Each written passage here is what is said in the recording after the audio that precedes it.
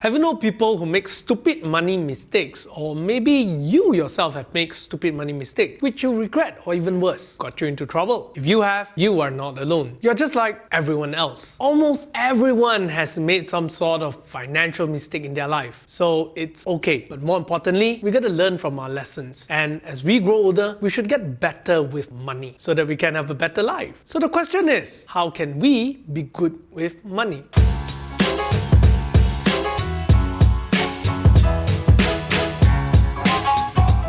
Hi, welcome back to Mr. Money TV, your favorite financial edutainment channel, bringing you financial education and entertainment at the same time. So, what are you waiting for? Subscribe to our channel and turn on the notification to get updated with our latest video. And don't forget to follow us on Facebook and Instagram as well. Money can buy you happiness, but without money, you can't buy anything. In today's world, if you want to live a good life, you have to be good with money. In fact, I'm actually surprised that until today, money is not a compulsory subject in today's school. To be good with money, you have to understand how money works. We know that you gotta be able to make money and save money and then invest your money. We know successful people tend to be generous. Generous people tend to be more likable, so people help them more, support them, and all that helps to create a cycle of financial success. The truth is, it's fairly simple to understand how money works, but the hard thing is doing it. So here are the steps to help you to be good with money.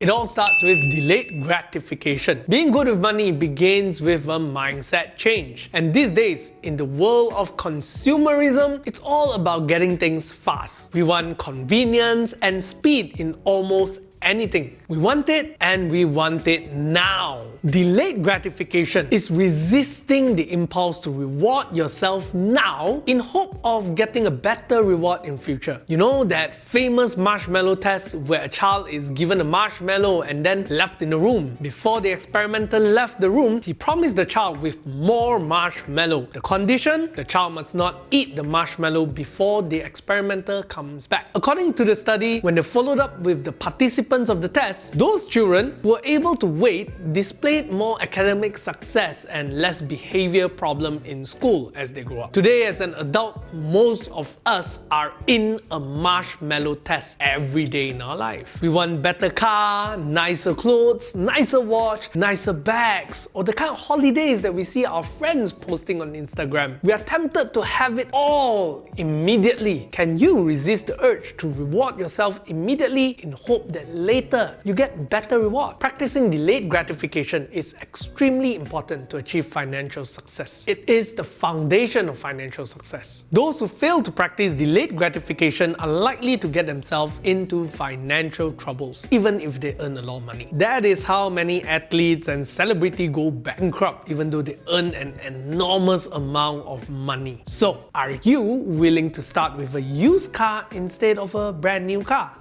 The second step to be good with money is to have a planned budget. A failure to plan is a plan to fail. People get good with money not by accident, but by deliberately planning. Having a clear budget helps you to ensure that you have enough money for the things that you need and the things that are important to you. It keeps you out of financial trouble and it helps you to reach your financial goal. In fact, setting a budget is the easy thing. Keeping to it is the challenge. When you are sticking to your budget, try your best to avoid using a credit card. Don't think that, oh, I can pay it with my credit card this month and then next month pay it off with my budget. Try not to do that. In my experience, most of the time, it doesn't work that way. I've seen people and even myself get into snowball of debts because of this smart way of budgeting. Remember the first step? Delayed gratification? By doing this, you have just undone your first step. No matter how perfect your plan is to try to pay back next month, it is just a plan. Things can happen and things always happen. This leads us to the third step. Always have an emergency fund. I always tell people that no one wakes up that morning predicting that they will have an accident in the afternoon. If not, it will never be called an accident. You never know if there's going to be any unpredicted events, such as a punctured tire or a car breakdown. Sometimes such events just means that you can't go out with your friends this month, but sometimes it can really get you into financial trouble or a snowball of huge debts. So always keep 3 to 6 6 months worth of monthly expenses as an emergency fund. If anything happens, at least you have a backup plan and you can get back to your normal life as soon as possible. Also, do you know that if you are under stress, it's going to be harder to practice delayed gratification and you're more likely to make bad decisions. And that is why you will see people who are already in financial trouble somehow rack on even more credit card debts through shopping, even though they actually need to stop spending. Once you have your mindset right, have a good budget, live below your means, and do whatever you can to save up, you will soon find yourself hitting a ceiling because there's only that much you can do to save money. There's only that much of expenses that you can cut down before you start to live an unenjoyable life. When you have done all that, you have to start thinking about increasing your income. That will be the only way to make more money. Which leads us to the fourth step. Create multiple streams of income. Tom Colley, the author of the book Rich Habits, studied the habits of millionaires in 5 years. And in his study, he found that 65% of self-made millionaires had 3 streams of income, 45% had 4 streams of income, and 29% had 5 or more streams of income.